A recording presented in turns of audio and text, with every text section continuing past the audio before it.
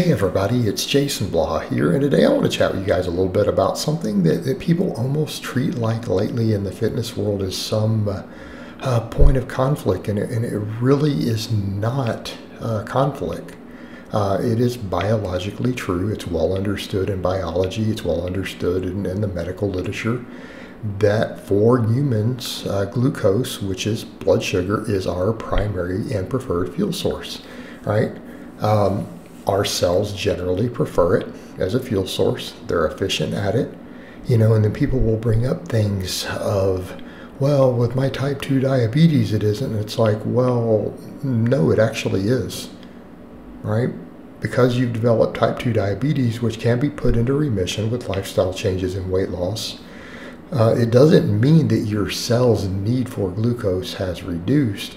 It's that your ability to utilize insulin correctly, right? Your ability to utilize insulin correctly to transport it to them has been compromised, right? This is a metabolic health issue, and that's why it's such a major health issue. Okay, and people need to understand that. That is literally why, because it's interfering with your ability to transport glucose correctly. That is a serious health problem. That's why it's so dangerous. That's why it's so problematic. And that's why until it's gotten under control, it compromises health on so many levels, because your body actually still needs the glucose. Okay, and that's where people need to be clear on these things. That doesn't remove the need for it. It just removes your ability to get it particularly well. Right? So that, again, so we need to understand that's why it's bad, because it's a problem. But again, what we need to understand with this, a glucose-based diet to where our body gets plenty of glucose is our natural healthy state. Right? That is our healthiest metabolic state. That's where we function best. And again, I'm not saying our body cannot burn fat for fuel. It will always burn some fat for fuel. Okay, and not just when people are in ketosis. We will always burn some fat for fuel, obviously. It's just that it is a preferred secondary fuel source. It's a backup fuel source most of the time for the human body. But what we need to be clear upon is fat cannot be used for everything. Okay, it absolutely cannot. There are two situations in which carbohydrates are absolutely, and carbohydrates meaning blood sugar, in this case glucose, are absolutely required to function at all, not just optimizing health. Number one, any sort of really high output exercise, right? Any sort of anaerobic exercise is generally going to be sprinting, weightlifting, things like that. Okay, that is entirely glucose. You cannot burn fat for those things. It cannot be done. It does not work, right? Fat is able to be utilized for more endurance type training, but we'll still preferentially burn carbohydrate for that most of the time. And number two, your brain cells. Your brain cannot function off of ketones or fat. It can to a very limited extent, but without glucose, your brain pretty much shuts down within a matter of minutes.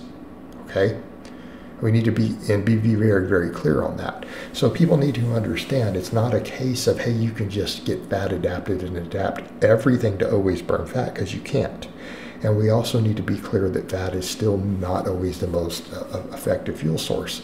The human body prefers fat as a backup emergency supply. That's why we store fat. That's why we have fat cells. And again, we need to be clear on this. When we look closely at the data, you're not storing carbohydrate even as body fat. We're storing dietary fat. And yeah, so what I'm suggesting here, I'm not saying everyone needs to do a low-fat diet. And I want to be clear on that. I have plenty of clients who eat more fat in their diet. There are clients who need to add more fat to their diet to even maintain their body weight because of their appetite, caloric intake, other things. So I'm not being dogmatic in this position. I'm not saying there's no wiggle room. I'm not saying there's no nuance, because obviously there is. But what I am saying is that by and large, your diet needs to be biased towards carbohydrate if your goal is optimal health optimal function, optimal athleticism. Okay, and if we start talking maximizing body composition, it absolutely makes sense for most people. And again, I'll at least admit, notice I said most people. We're not going to be fully dogmatic. There can be exceptions to this rule. But for most people, being extremely biased towards dietary carbohydrate over dietary fat is probably going to be the most effective way to maximize body composition. What do we mean by that? Maximize muscle tissue, minimize fat tissue, right? You want a very high muscle to fat ratio. And it's very straightforward as to why that is. Barring appetite issues to where you need more fat in order to get the energy to gain muscle, it's that the carbohydrates themselves do not store as body fat, not to the appreciable degree that people would like to think that they do. Again, I've covered in vast detail how that works, when it happens, where they're stored, but it's a very inefficient process. Okay. Carbohydrate is more likely to end up being stored in muscle tissue as glucose. It's going to create a better anabolic response for your muscle tissue. It's going to create a better training environment to where you can train harder. And ultimately, those are the things that are going to allow us to have the best body composition. And so it makes sense to bias our diet in that direction towards that goal as a general rule. Okay? You're usually going to find things more efficient. You're going to find them a little easier. And that's really what it comes down to. Because look, gaining muscle, losing body fat, doing all these things is already hard enough. Right? This is stuff that people struggle with. We don't need to make it any harder by doing stuff like, well, let's just, try to avoid carbohydrate. Let's eat more fat. Because again, really, I would say for me as a coach and someone who's worked with this for decades, adding fat to the diet is usually a case of by necessity for people who struggle to get enough calories in to fuel their needs. And in that context, it makes sense, right? That is the situation in which adding fat to your diet makes sense, when you literally struggle to eat enough to either maintain body weight or to gain any body weight at all when you're attempting to gain muscle mass. Right?